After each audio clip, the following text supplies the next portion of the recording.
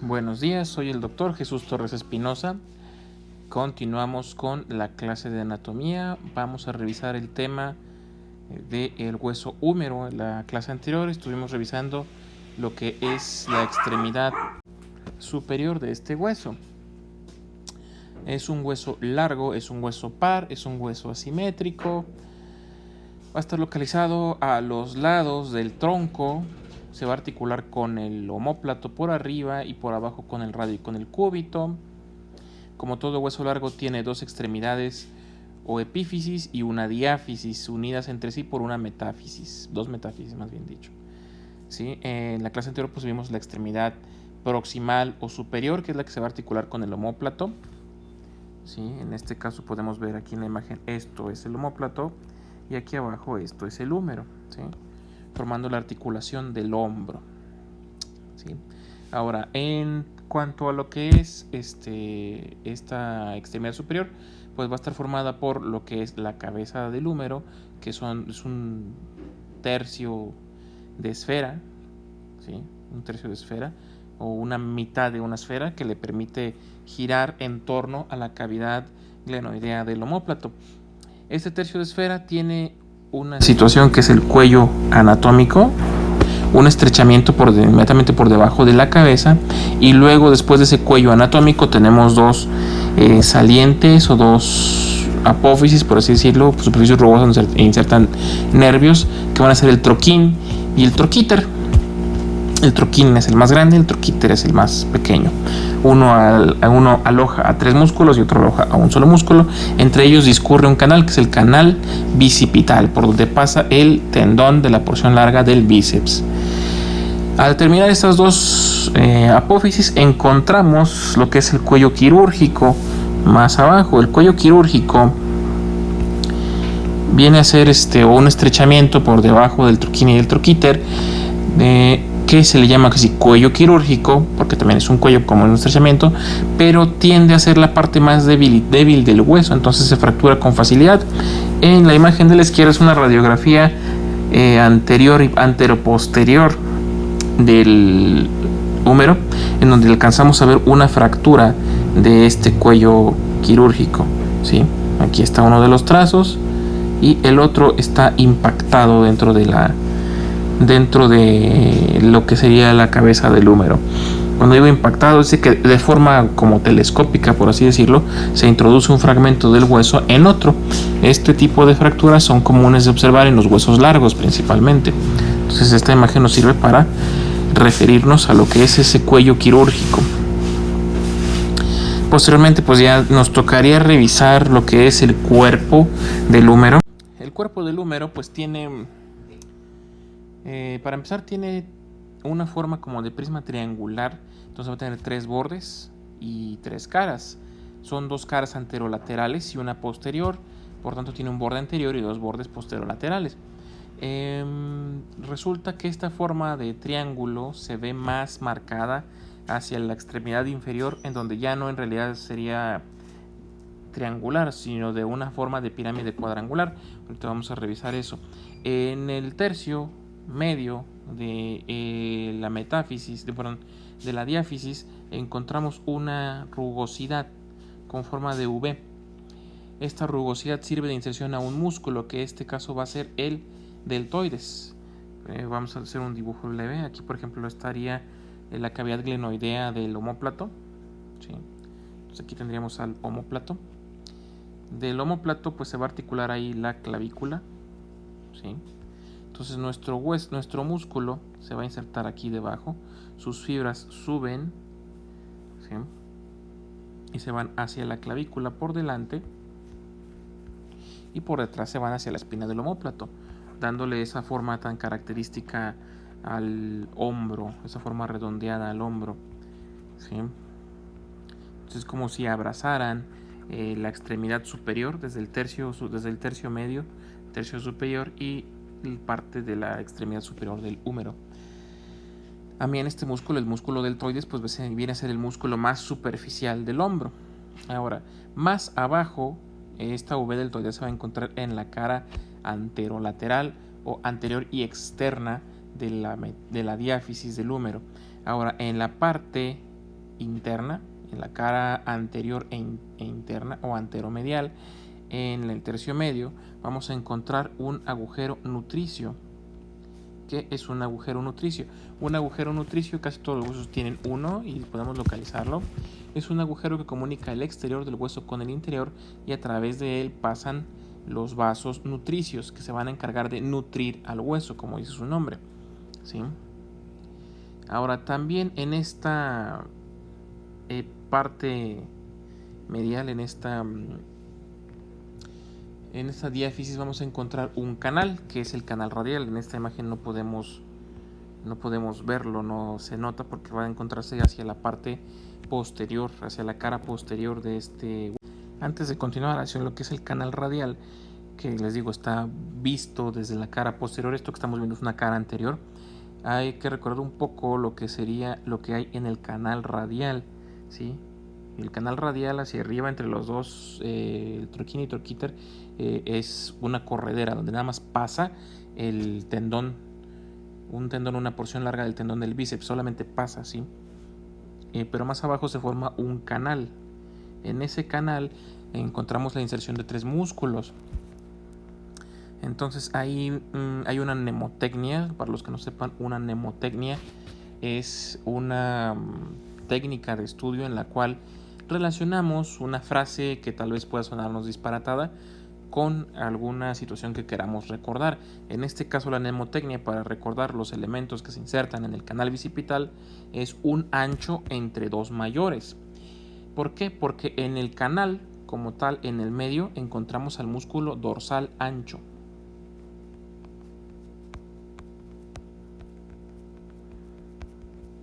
¿Y cuáles serían los dos mayores que pasan? Por fuera de este dorsal ancho va a pasar el redondo mayor. Y por el otro lado, ¿sí? Perdón, por dentro pasa el redondo mayor, por fuera va a pasar el pectoral mayor. Entonces con eso ya tenemos un ancho entre dos mayores. ¿Sí? Es fácil de recordar, así que no hay mucha pérdida en ese asunto. Ahora, en cuanto al canal radial, es un canal que vamos a encontrar en la cara posterior. Este canal radial o canal de torsión se forma casi como si el hueso hubiera sido torcido sobre su propio eje, como si fuera una especie de tornillo, ¿sí? Igual en este canal pues vamos a encontrar alojados dos músculos. Estos músculos van a ser los vastos, ¿sí? Entonces por arriba se va a encontrar el vasto interno y por abajo se va a encontrar el vasto externo, ¿sí? Entonces encontramos a los dos vastos.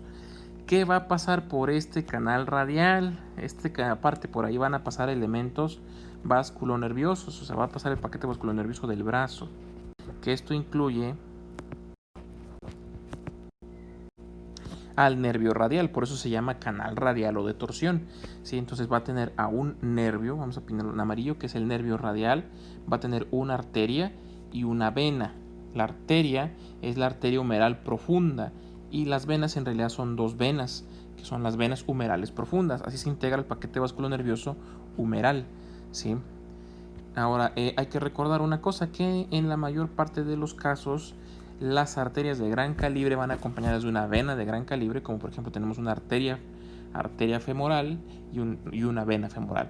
Pero en muchos casos se encuentran una arteria, y va acompañada de dos venas satélites, a veces una superficial y una profunda, ¿sí? Lo cual pues facilita el retorno sanguíneo hacia el corazón, pero eso ya lo veremos más adelante. Ahora, en la extremidad inferior, ¿sí? La parte inferior tiene una forma un poco diferente, como de una especie de paleta teniendo tres caras y dos bordes. Aquí ya se nota más. El borde anterior se va a dividir en dos, se va a bifurcar. Vamos a marcarlo para que sea más fácil verlo. Vamos a ponerlo en otro color. Entonces el borde anterior va bajando aquí, se ve más marcado y casi al llegar a la extremidad se divide en dos. Esta también es una forma de reconocer cuál es el frente del húmero.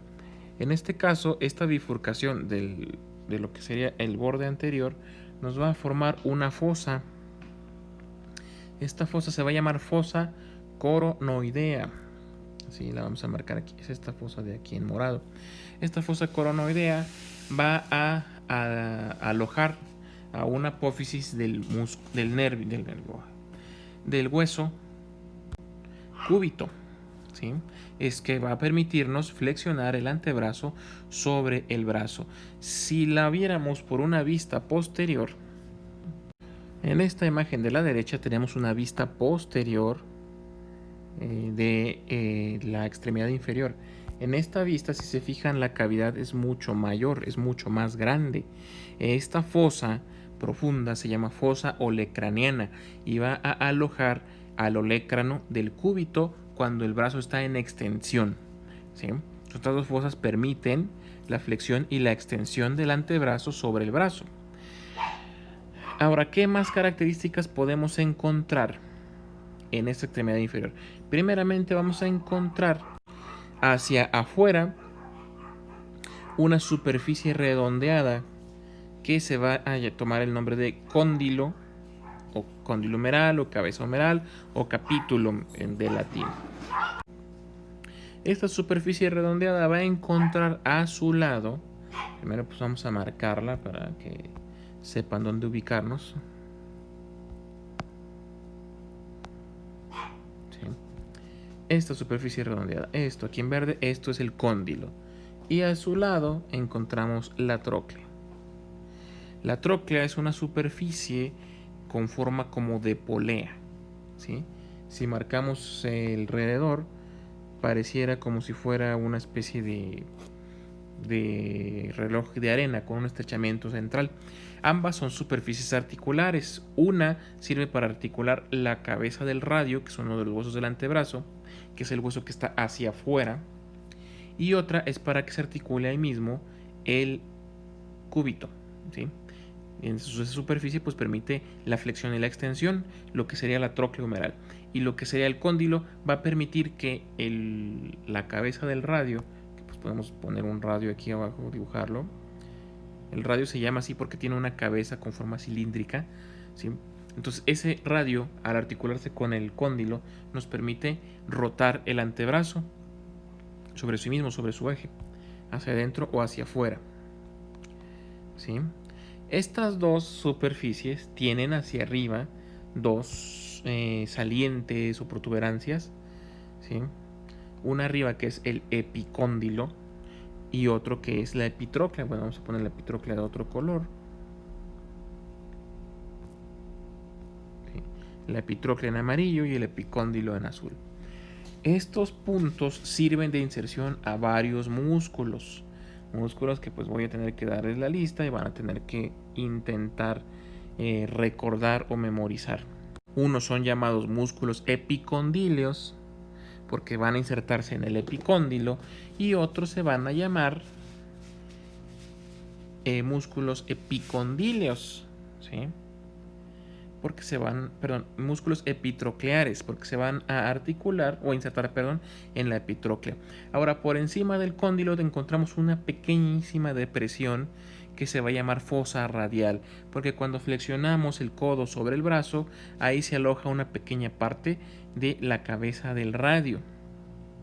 Ahora, si mal no recuerdo, les había explicado que para memorizar ciertos músculos hay que utilizar números para saber cuántos músculos estamos tratando de recordar. Entonces, en la epitróclea vamos a encontrar un número total de 5 músculos. Estos músculos son 1, el pronador redondo, 2, el gran palmar, 3, el pequeño palmar, y por último el quinto, el flexor común superficial de los dedos. Son 5 músculos en la epitróclea. Y en el epicóndilo vamos a encontrar por su lado 6 músculos. Vamos a apuntar el número. 6 músculos. ¿Qué músculos vamos a encontrar en el epicóndilo? Primero, el segundo radial externo. Hay un primer radial, pero no se inserta aquí, se inserta por encima todavía del epicóndilo. El extensor común de los dedos será el número 2. El extensor del meñique, el número 3. el cubital posterior, el número 4, el número 5 sería el ancóneo y el número 6 por último sería el supinador corto. Cuando veamos miología ya como tal, se van a dar cuenta que cuando los músculos tienen un apellido, como por ejemplo, ahí que digo, supinador corto, pues hay un supinador largo, pero puede estar en otro lado. Si hay un flexor superficial, tiene que haber un flexor profundo. Si hay un flexor común, hay un flexor específico para algún dedo en particular. Si hay un pronador redondo, por ejemplo, hay un pronador cuadrado también. Sí, pero el que haya sus contrapartes con los músculos no quiere decir que pues los vayamos a encontrar en las cercanías de donde tenemos estos músculos insertados. En estas imágenes observamos la articulación que existe entre el húmero, el radio y el cúbito. Esta articulación en particular estamos viendo un codo del lado izquierdo. ¿Sí? ¿Cómo sabemos que está del lado izquierdo? Porque el radio siempre va a ir hacia afuera. ¿Sí? ¿Cuál es el radio? Vamos a identificarlo. El radio es el que vamos a encontrar aquí en amarillo. ¿Sí? La cabeza, si se fijan, está un poco redondeada, como si fuera un cilindro. ¿Sí? Entonces, por arriba de ese radio encontramos el cóndilo, su superficie que se corresponde. Luego, hacia adentro del radio encontramos el cúbito con su apófisis coronoides. Esa apófisis coronoides va a ir a la fosa coronoidea y se va a encontrar articulado a nivel de la tróclea. Entonces, por arriba del cóndilo tenemos al epicóndilo, aquí arriba, y por arriba de la tróclea tenemos a la epitróclea. Esa es una vista anterior.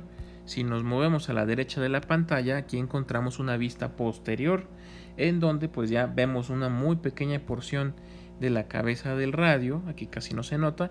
La mayor parte del codo la va a ocupar el hueso cúbito. Entonces aquí lo que vemos, esto es el olecrano, toda esta porción roja es el olecrano, que va a estar alojado en la fosa olecraniana, ¿sí? Y ahí se va a alojar cuando extendemos el brazo. En este caso estamos observando un codo en extensión, ¿sí? Entonces el olecrano está alojado completamente ahí. Cuando flexionamos la apófisis coronoides de este cúbito, pues se va a alojar en la fosa coronoidea anterior de la extremidad inferior del húmero, ¿sí? Y el olecrano va a salir de esta fosa olecraniana, se va a salir de aquí, dejándola pues hasta cierto punto visible.